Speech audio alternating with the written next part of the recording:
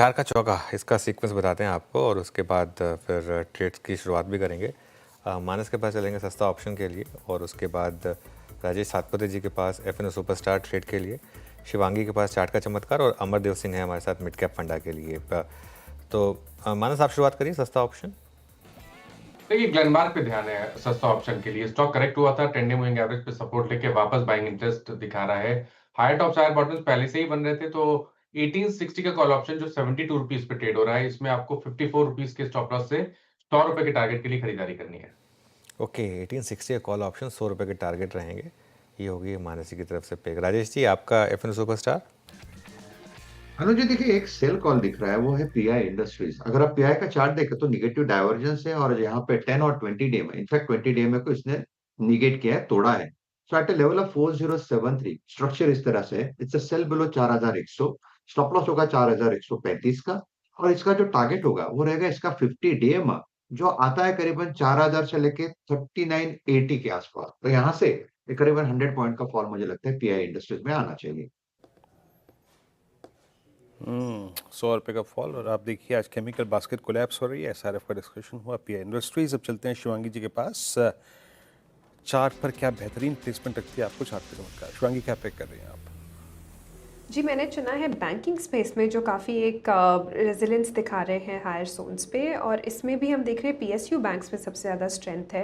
तो यहाँ पे आरबीएल बैंक पे नज़र है, जो लगातार हमने देखा है कि पिछले 6 महीनों से हायर बॉटम फॉर्मेशन बनाया है, तो काफ़ी एक स्ट्रॉन्ग यहाँ पे अप मूव देखने को मिला है। और 50 डेमा को बहुत ही ब्यूटिफुली इसने सपोर्ट लेते हुए इसमें कामकाज हुई है।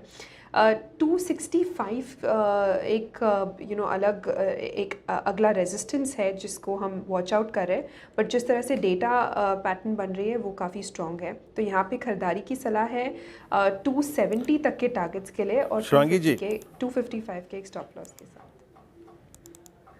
शिवांगी जी, अगर आप बहुत ही कन्विक्शन में हैं तो इसको कंसिडर करते हैं कैश में, सिंस ये डेरिवेटिव्स में बैन में है। बताइए क्या करना है, करेंगे हम आपके मन की। कैश के लिए ही सजेस्ट किया गया है। ठीक है, ठीक है, ठीक, डन डन डन डन।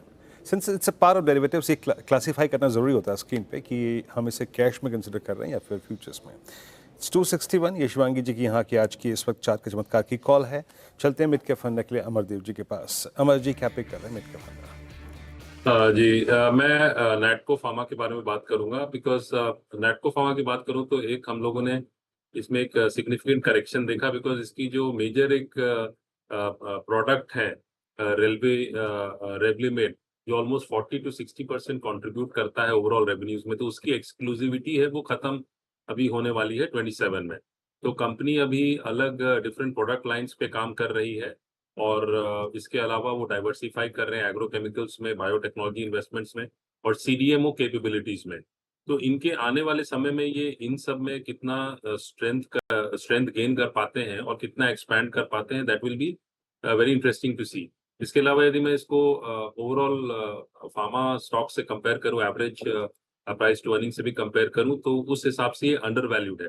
लेकिन जो कॉज ऑफ कंसर्न फिलहाल जो दिख रही है वो कि 40 to 60% जो रेवेन्यू आ रहा है उसको वो कैसे मैनेज कर पाएंगे आने वाले समय में। तो they are going very aggressive in rest of the world markets, Brazil, Canada, middle east, और ये सब पे वो काफी ज्यादा फोकस कर रहे हैं to reduce dependence on the US market.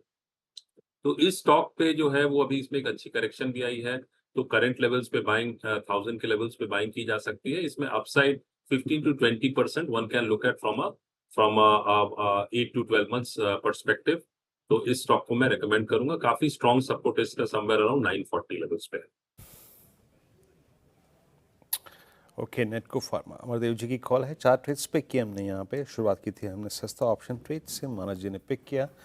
मानस जी की पहली ट्रेड आई और वो रही आज स्क्रीन पर रखिएगा 4 कुछ के ट्रेड्स। ग्लेनमार्क की कॉल 1860 की और टारगेट 100 का, और उसके बाद राजेश सतपुते जी ने सेल किया पीआई इंडस्ट्रीज़ को 3970 के लक्ष्य के लिए। शिवांगी जी ने पिक किया कैश में आरबीएल बैंक और नेटको फार्मा। अमरदेव जी, अच्छे सेगमेंट्स थे हमारे।